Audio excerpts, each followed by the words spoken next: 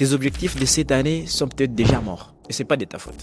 Janvier, c'est le moment où on s'arrête. On regarde sa vie, on fait les bilans et on se pose toujours la même question. Qu'est-ce que je veux changer cette année?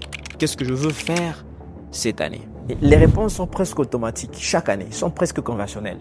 On veut faire les nouvelles choses. On fait de nouvelles résolutions pour l'année qui commence. Cette année, je veux perdre du poids. Je veux par exemple soigner mon corps. Cette année, je vais enfin lancer mon business. Je vais lancer mon entreprise. Je veux faire plus d'argent. Cette année, je veux peut-être me lancer enfin sur YouTube. Je veux évoluer cette année. Il y a même des réponses qui sont encore plus profondes et surtout plus personnelles. Cette année, je veux vaincre ma peur. Je veux avoir confiance en moi. Je veux rencontrer mon âme sœur. Cette année, je veux devenir la meilleure version de moi-même. Mais avant même de continuer, il faut savoir que beaucoup de personnes abandonnent juste au mois de janvier. Seuls 1% des gens arrivent à tenir jusqu'à 11 mois dans les mêmes plans qui se sont fixés en janvier. Et vous savez pourquoi? La réponse n'est pas ailleurs. Toutes ces résolutions que l'on prend au début de l'année ont un seul point en commun. Ils partent du principe selon lequel il manquerait quelque chose à notre vie. Il y aurait un vide dans notre vie. Mais soyons honnêtes, notre vie, ta vie, elle n'est pas vide. Elle est au contraire remplie de beaucoup de choses.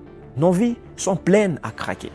Tu vois, le problème, ce n'est donc pas des objectifs. Le problème, ce n'est pas de prendre les nouvelles résolutions aujourd'hui. Le problème, c'est l'espace dans lequel tu essaies de les faire rentrer. Et c'est là qu'on touche au vrai sujet. Si tu veux vraiment savoir une stratégie qui soit raisonnable, qui puisse t'aider à tenir jusqu'à la fin de l'année toutes tes résolutions, alors reste jusqu'à la fin. Et surtout, n'oublie pas de répondre à la question que je te pose dans le commentaire. Le vrai problème aujourd'hui, ce n'est pas le manque d'opportunités pour nous aider à arriver à atteindre tous nos plans, à arriver à atteindre tous nos objectifs que nous nous fixons chaque fois au début de l'année. Non, le problème, c'est au contraire l'excès. Nous sommes trop exposés à beaucoup de choses, beaucoup d'informations, beaucoup de distractions, beaucoup de bruit et surtout à beaucoup de gens autour de nous. Et d'habitude, ce qui arrive, c'est qu'on veut ajouter une nouvelle habitude dans une vie qui est déjà saturée. Et les résultats, on commence l'année étant vraiment motivé. Et petit à petit, on est épuisé. Et à la fin, on abandonne. Ce n'est pas parce que l'objectif était mauvais en soi, non. Mais c'est juste parce que il n'y a plus d'espace. Il n'y a plus d'espace pour prendre de nouvelles résolutions. Si ajouter de nouvelles résolutions ne fonctionne pas dans ta vie, alors il y a une seule option qui reste. Faire l'inverse. La stratégie de faire l'inverse va consister à ne rien ajouter dans ta vie. Non, parce que ta vie est déjà pleine. Il y a beaucoup de choses qui existent. Il y a beaucoup de choses que tu n'arrives pas seulement à bien organiser. La stratégie de l'inverse ne va donc pas consister à ajouter de nouveaux objectifs dans ta vie, mais plutôt à enlever certaines choses. J'aime toujours cette phrase qui dit qu'un jardin ne devient pas beau en y ajoutant tout. Non, mais plutôt en y enlevant tout ce qui n'y appartient pas. Alors, au lieu de penser en termes d'ajout, en termes de tout ce qui doit venir de nouveau dans ta vie, il faut penser en l'inverse. Surtout penser en termes de sacrifices que tu es prêt à faire. Arrête de dire par exemple, je veux perdre du poids. Mais demande-toi plutôt, qu'est-ce qui m'empêche d'être en forme? Qu'est-ce qui m'empêche en ce moment? Qu'est-ce qui m'a empêché d'être en forme? Pense un peu à toutes ces choses que tu dois sacrifier pour rester en forme. Pense au rencard, pense à l'alcool. Pense aux sorties que tu es prêt d'abandonner car y renoncer te permettra d'atteindre naturellement la forme physique que tu désires avoir. Arrête par exemple de te dire que je veux trouver quelqu'un. Non, demande-toi plutôt avec qui est-ce que je perds mon temps.